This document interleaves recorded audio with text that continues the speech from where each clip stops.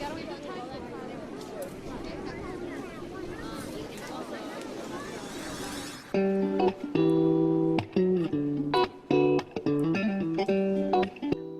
to the Monkey Cyclist channel and our tyre repair video. This is primarily aimed at the novice or occasional cyclist to help you repair a puncture to a standard inner tube rather than a tubeless tyre. Using simple tools and a few helpful techniques, we hope you'll find this information useful. Our tyre repair technician is a total novice and she's never repaired a tyre or even removed a wheel before making this video. She managed this with relative ease and even managed not to break a nail. So let's see how she got on. So you've had a puncture somewhere along your journey, or you've managed to limp back home with your flat tyre and you want to be able to repair it yourself rather than going to a bike repair shop. For the purposes of this video, we're removing the front wheel with V-brakes to repair the puncture. The first thing to do is to carefully inspect the outside of your tyre for any obvious puncture elements such as a nail, screw or a shard glass. If you have a standard puncture repair kit, you'll probably have at least one tyre lever. This is a little gadget that you slide under the rim of the tyre to remove it. Ideally, you should use a plastic lever, as these generally do the job without scratching or damaging the rims of your wheels, particularly if they're metal. Simply insert the tyre lever between the rim and the tyre on one side and firmly slide the lever around the entire rim of the wheel. The tyre will gradually loosen and you'll then be able to gain access to the damaged inner tube. Starting at the valve, gently pull the inner tube out of the tyre until you reach the valve again. Now remove the valve from the rim. If you have a small washer or a flat nut at the bottom of the screw thread on the valve, you'll need to remove this and keep it safe along with the screw cap that covers the valve. There are two types of valve on an inner tube, either Presta or Schrader. You need to make sure you have the correct type if you're replacing the inner tube rather than repairing it. Any local bike shop will be able to help you with identifying the type you need. The size of your wheel dictates the size of your inner tube, and this information is given on the side of your tyre. Your bicycle pump might need to have an adapter according to whether you have a Presta or a Schrader valve. Now you need to deal with the punctured inner tube. If the puncture is obvious and there is a hole, then great, you've found it and you can start repairing it. Unfortunately, it's not always that obvious, so one way to try and find the hole is to gently inflate the inner tube and hold it close to your face. You may just hear or feel the air escaping from the offending hole. If that doesn't work, whether you can try filling a bowl or a bucket of water and gently squeezing the inner tube under the water where you may see air bubbles escaping from the puncture site. So once you've found the hole, mark it with a biro or a marker pen so you can see it more easily.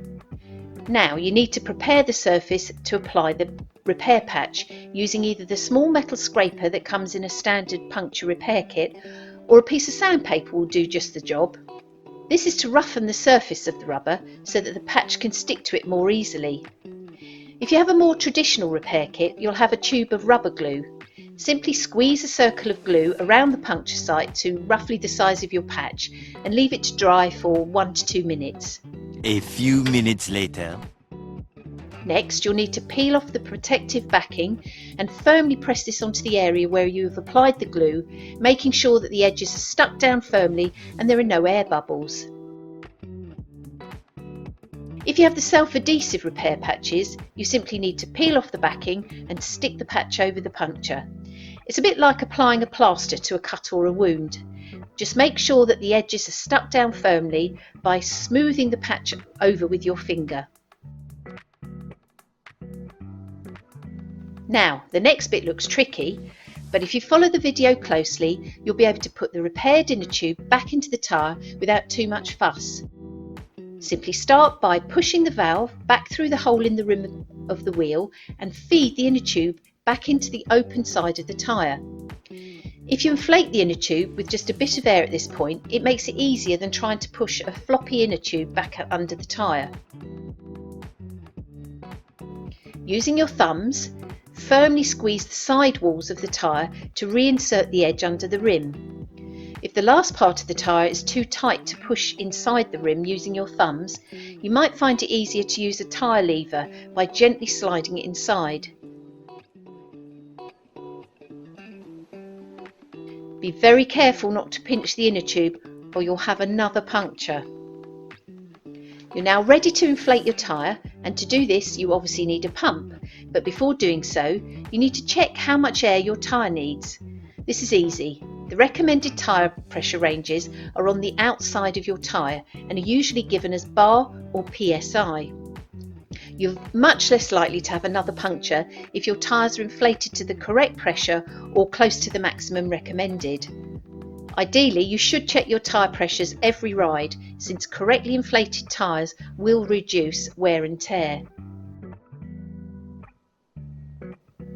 Now, all you have to do is put your wheel back on your bike. Simply lift the bike frame and locate the bottom of the forks onto the hub axle of the wheel. Once this is correctly positioned, you need to tighten the skewer to lock the wheel safely in place. So that's it, all done. Puncture fixed and you're ready to go.